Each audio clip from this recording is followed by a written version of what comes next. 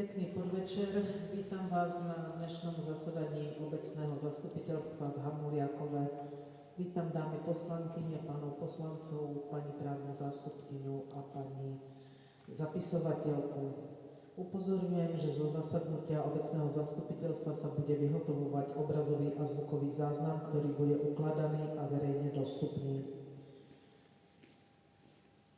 Konštatujem, že je prítomných 5 zo 7 riadne zvolených poslancov a zasadnutie obecného zastupiteľstva je uznášania schopné. Pani Páraková a pani Krajčírová sa ospravedlnili. Rovnako sa ospravedlnila pani hlavná kontrolórka. Materiály k prerokovaniu vám boli zaslané spolu s pozvánkou a s návrhmi uznesení. Pozvánka na zastupiteľstvo bola riadne zverejnená na úradnej stránke obce a na webovom sídle obce. K programu. Bod číslo 1. Otvorenie zasadnutia, schválenie návrhovej komisie a overovateľov zápisnice. Návrhová komisia, pán Ladislav Juhoš, inžinier Gergej Matuš. Overovatelia zápisnice, pán Ladislav Kránic, inžinierka Simona Lacková. Ďakujem. Kto je za? Kto je proti? Kto sa zdržal? 5 za. Návrhová komisia a overovatelia zápisnice boli schválení. Bod číslo 2. Schválenie programu zasadnutia. Má niekto doplňujúce body do zaslaného zverejneného programu? Ak nie, dávam hlasovať o programe zasadnutia v zverejnenom znení. Kto je za? Kto je proti? Kto sa zdržal? 5 za. Program zasadnutia bol schválený. Bod číslo 3. Chodník Družstevná Rybárska. Do materiálu som vám zaslala vyhodnotenie procesu verejného obstarávania na zhotoviteľa stavby chodníka z Rybárskej na Družstevnú. Do súťaže sa zapojili 3 firmy a úspešným uchádzačom sa stala spoločnosť Exteriér Stav s ponukou 82 451 eur aj 29 centov. Zmluva, ktorá bola súčasťou podkladov verejného obstarávania, vám bola zaslaná s tým, že je potrebné pre ďalšiu realizáciu schváliť zmluvu so zhotoviteľom, ktorým je úspešný uchádzač Exteriér Stav. Čo sa týka realizácie podľa zaslaného harmonogramu, spoločnosť vie začať začiatkom apríla s tým, že termín dokončenia je do konca mája roku 2024. Má niekto otázky? Ak nie, poprosím prečítať návrh uznesenia.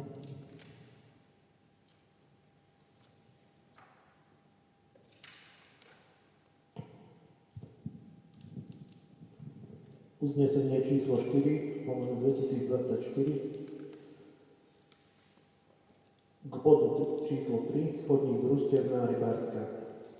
Obecné zastupiteľstvo obce Hamuliakovo schvaľuje zmluvu o dielo uzatvorenú podľa paragrafu 3536 a nasledujúcich ustanovení zákona číslo 513/1991 zbierky obchodného zákonníka v znení neskorších predpisov v spojení s príslušnými ustanoveniami zákona číslo 343/2015 zbierky zákonov o verejnom obstarávaní a o zmene a doplnení niektorých zákonov v znení neskorších predpisov uzatvorenú medzi zhotoviteľom Exteriér Stav SRO so sídlom Cintorínska 264 93021 Jahodná, Slovenská republika. IČO 47983931 DIČ 2024 173 261 IČ DPH SK 2024 173 261 v zastúpení inžinierom Arpádom Jurošom a objednávateľom obec Hamuliakovo so sídlom Dunajská 127 /18 900443 Hamuliakovo, Slovenská republika, IČO 00304751 DIČ 2020662094, konajúcou starostkou inžinierkou Ludmilou Goldbergerovou, ďalej len zmluva. Predmetom zmluvy je realizácia diela navrhovaný chodník popri ceste 3/1056 v obci Hamuliakovo. V špecifikácii a rozsahu podľa projektovej dokumentácie spracovateľa PANA SPOL SRO okružná 5424/22 900027 Bernolákovo, IČO 50133 322. Zodpovedný projektant inžinier Jaroslav Sekerka. Cena diela je totožná s ponukou úspešného uchádzača verejného obstarávania a predstavuje celkovú sumu 82 451,29 eur vrátane DPH. Cena diela bude hradená z miestneho poplatku za rozvoj a z rezervného fondu. Ďakujem. Kto je za? Kto je proti? Kto sa zdržal? 5 za. Uznesenie bolo schválené. Bod číslo 4. Rekonštrukcia hlavnej ulice. Čo sa týka pripravovanej rekonštrukcie hlavnej ulice, boli realizované vytýčenia všetkých možných sietí, ktoré bolo potrebné geodeticky zamerať. V spracovaní sú príslušné projekty tak cestného krytu, odvodnenia, ako aj chodníkov. Dneska vlastne sme mali taký deň koordinačný, prešli sme tú trasu znovu, takže sú nahrubo spracované tieto projekty s tým, že niektoré miesta je potrebné overiť v hydrogeologickom posudku, či navrhované odvodnenie bude spĺňať teda ten akumulačný potenciál odvodnenia tých ciest. Je trošku problém v tej zatáčke oproti parku, ale to sa teda vyrieši. Ďalší problém, ktorý nastal, ale už ho mám predrokovaný, je oproti cintorínu je vystrčený plot pána Oravca a tam dneska ten chodník má zhruba 40, možno 50 cm, s tým, že je tam jedna obrovská jama v komunikácii. Šírkové pomery tam nevychádzajú, nech proste je tam navrhnuté akékoľvek riešenie. Jediné, čo by bolo možné, je zúžiť vozovku, čo je absolútne nepriateľné. Takže projektant navrhol skúsiť sa dohodnúť s pánom Oravcom, či by umožnil odkúpenie toho rohu na tej jednej strane. Ide zhruba o výmeru do 10 metrov štvorcových. Pán Oravec aj teda spolumajiteľka súhlasili, že sú ochotní tento roh obci odpredať s tým, že vlastne podľa projektu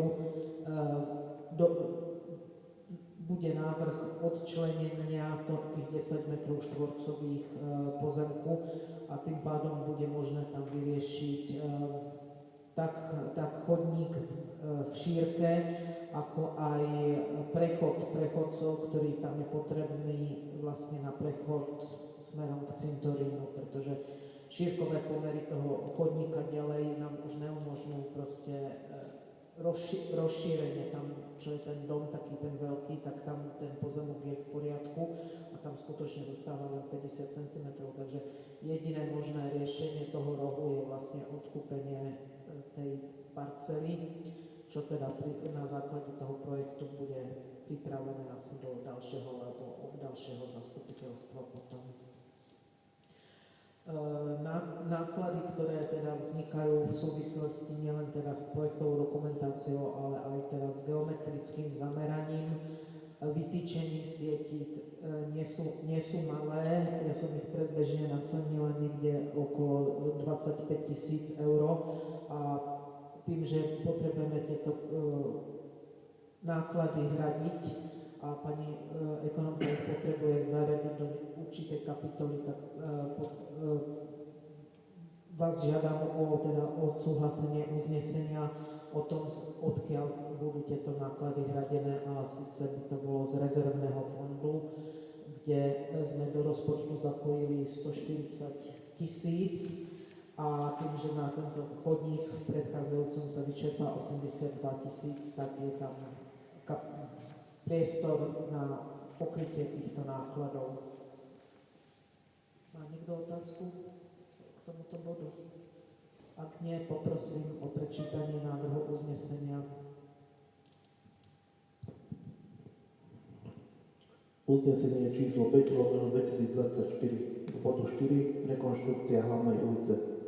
Obecné zastupiteľstvo obce Hamuliakovo súhlasí s použitím finančných prostriedkov vo výške do 25 000 eur z rezervného fondu na úhradu nákladov predprojektovej a projektovej prípravy zámeru rekonštrukcie hlavnej ulice, najmä na vypracovanie projektovej dokumentácie, vypracovanie posudkov, vykonanie hydrogeologických meraní, vykonanie geodetických prác, služby vytýčenia sietí, úhradu poplatkov za získanie stanovisk a vypracovanie súvisiacej dokumentácie. Ďakujem. Kto je za? Kto je proti? Kto sa zdržal? 5 za. Uznesenie bolo prijaté. Možno na tomto mieste len krátka informácia k zastávke na Dunajskej riviére. Podala som žiadosť o vydanie stavebného povolenia. Stavebným úradom je špecializovaný stavebný úrad na okresnom úrade Senec, odbor pozemných komunikácií. Toto konanie bolo prerušené, nakoľko stavebný úrad požaduje nie predloženie súhlasu Slovenského pozemkového fondu s tým, že súhlasia s týmto vybudovaním, ale požaduje iné právo, a týmto iným právom je zmluva o zriadení vecného bremena.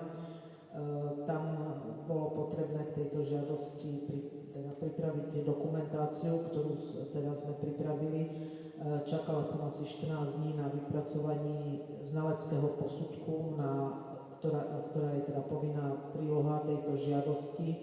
Znalecký posudok dneska prišiel a dneska som odoslala na Slovenský pozemkový fond žiadosť teda o uzavretie zmluvy. Konanie je prerušené na 90 dní s tým, že je možné túto lehotu potom požiadať o jej predĺženie. Kým nebudem mať zo Slovenského pozemkového fondu teraz zmluvu, tak neviem sa s tým ďalej pohnúť. Bod číslo 5. Zmluva o poskytnutí finančného príspevku na prevádzku sociálnej služby. Dostali sme dve žiadosti, respektíve po jednej žiadosti od dvoch neverejných poskytovateľov sociálnej služby, ktoré sa viažú na občanov obce Hamuliakovo, ktorí sú v tomto zariadení pre seniorov. Zo zákona majú nárok na poskytnutie, respektíve obec má povinnosť poskytnúť tento finančný príspevok, napriek tomu teda je potrebné tú zmluvu schváliť. Ide o Senior Care Galanta a Agape Horný bar Šulaň. Má niekto otázku k tomuto bodu? Ak nie, poprosím prečítať návrhy uznesení.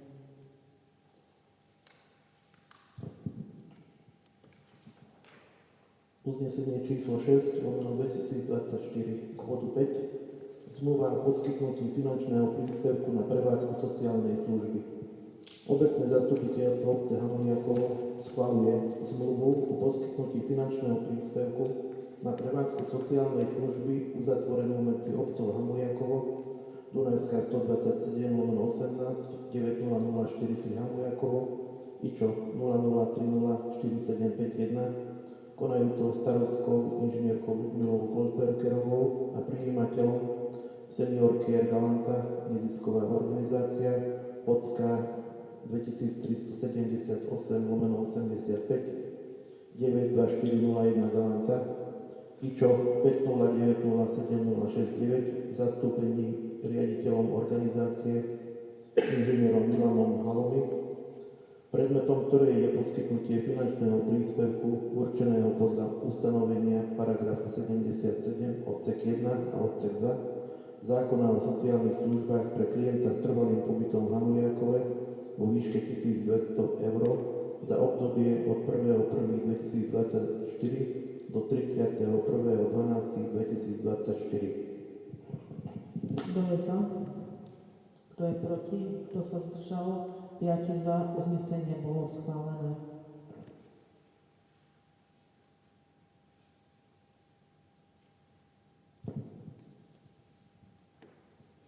Uznesenie číslo 7/2024 k bodu 5 Zmluva o poskytnutí finančného príspevku na prevádzku sociálnej služby.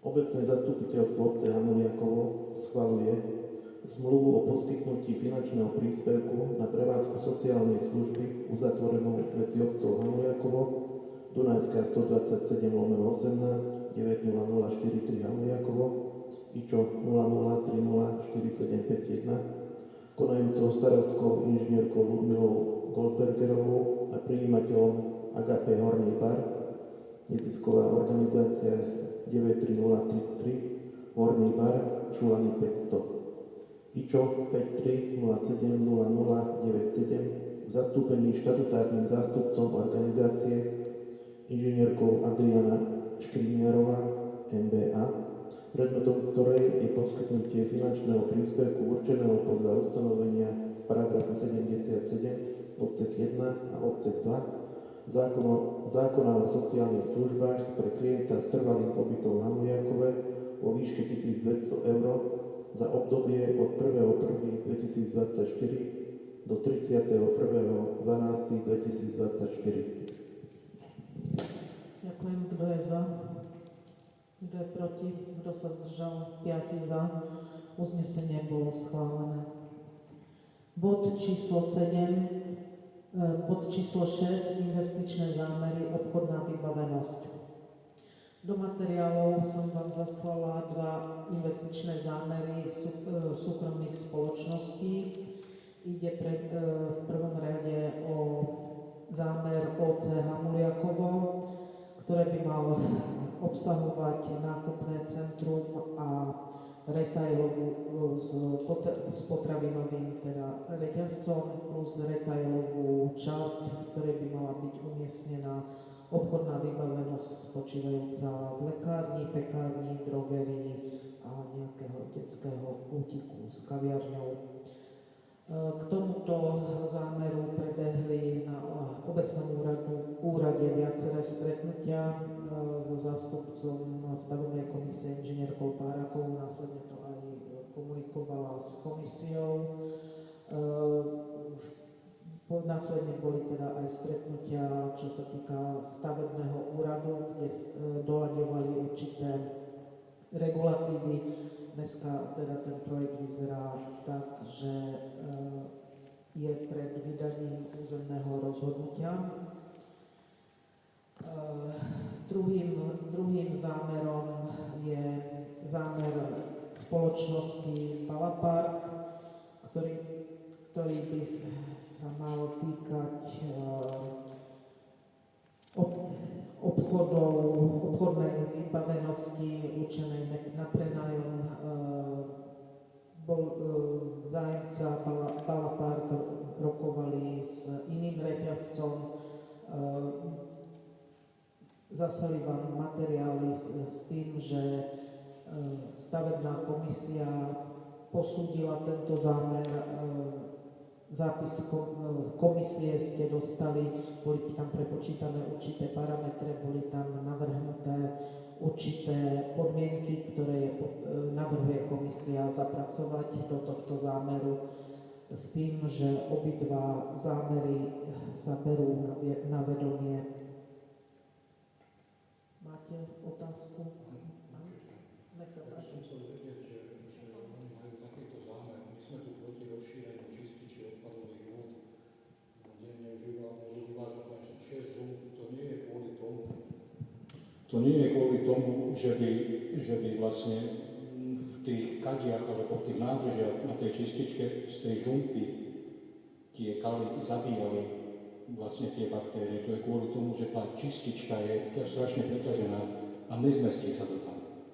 A presne viem, že lebo som tam pracoval, že jak to potom dopadne, keď tam náhodou pri menšom daždi všetko ide von do Dunaja. Takže ja neviem, my tu ideme stavať, neviem, obchodné centra, čo možné, a zatiaľ neviem, dá im ako vlastne BSK im dá povolenie na pripojenie, alebo nerozumiem. My sme tu v režime momentálne toho, že sa posudzuje súlad s územným plánom. Samozrejme v procesu stavebného povolenia oni musia, respektíve už územného rozhodnutia, musia priniesť stanoviská dotknutých orgánov a organizácií a medzi týmito stanoviskami je aj Bratislavská vodárenská spoločnosť, tak čo sa týka pripojenia na vodu a kanál, ako aj správca vodárenského zdroja Šamorín. To znamená, že to je ich robota vlastne tieto stanoviska buď získať alebo nezískať. My tu momentálne nie sme v pozícii toho, že vieme rozhodnúť, že čistička nestíhá a preto vám to nepovolíme. Náš územný plán obidva tieto zámery povoluje a vlastne je potom na stavebnom konaní alebo územnom konaní, aby preukázali realizovateľnosť a vplyv toho vlastne na tieto veci, nielen teda na čističku, ale aj na dopravu a na elektriku, vôbec pripojenie, priepustnosť komunikácie a podobne. V prípade, že donesú všetky tieto stanoviska kladné, tak stavebný úrad nemá dôvod túto výstavbu nepovoliť, nakoľko je táto občianská vybavenosť súčasťou územného plánu. Tieto obidve veci by sa mali diať tuto u pána Krištofika na dvore, DLB. Jeden zámer je tam v tom DLBčku a jeden zámer je oproti Dunajskej riviere. A potrebujeme naozaj dve obchodné centrá? Ja si osobne nie som presvedčená o tom, že potrebujeme obidve centra momentálne, ale nemáme ako povedať, že ty áno a ty nie, lebo obidve tieto lokality sú určené na občiansku vybavenosť. To znamená, že majú legitímny nárok tú občiansku vybavenosť tam postaviť, čo sa týka územného plánu, ak splnia všetky podmienky, ktoré im budú v územnom alebo v stavebnom konaní určené. Čo sa týka napríklad predbežného opatrenia na ochranu vodárenského zdroja, tak tam je priamo určená výnimka, že takéto objekty občianskej vybavenosti sú povolené, napriek tomu, že ostatné objekty ako rodinné domy a bytové domy povolené nie sú.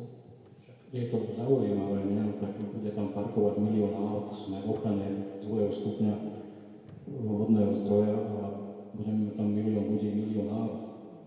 Nerozumiem to. Dobre. Úprimne neviem, zákonodárne o titulu žiadajú obecné zastupiteľstvo, alebo teda obec vydajú nejakého stanoviska v tejto chvíli, lebo ako momentálne naozaj toto ani nepatrí, toto môže byť prerokované, ale to je naozaj to len stavebného úradu, že ako mali by informovať samozrejme zastupiteľstvo, ktoré je teda orgánom, ktoré zastupuje obec. No mali by hlavne informovať občanov, že čo sa chystá. OK, hej, no len toto je, lebo je tu milné ustanovenie, som si našla v zákone o obecnom zriadení, ktoré bolo kedysi dávno, že sa vlastne akože vydávali súhlasné stanoviská alebo vyjadrenie k podnikateľskej činnosti, ale toto obecné zastupiteľstvo nerobí v takomto prípade. To v prípadoch, keď teda zákon o hazardných hrách, hej, tak to niečo ustanoví, že obec k tomu dá súhlas, ale toto v takomto prípade nie, teda môžeme sa baviť, či Tesco, či Bila, či iba áno, nie, ako povedať svojho rozdiel. Došlo to ako do materiálu s tým, že dala som to ako na vedomie, lebo my sa k tomu ani nemáme v momentálnej situácii vôbec vyjadrovať. Teda na vedomie.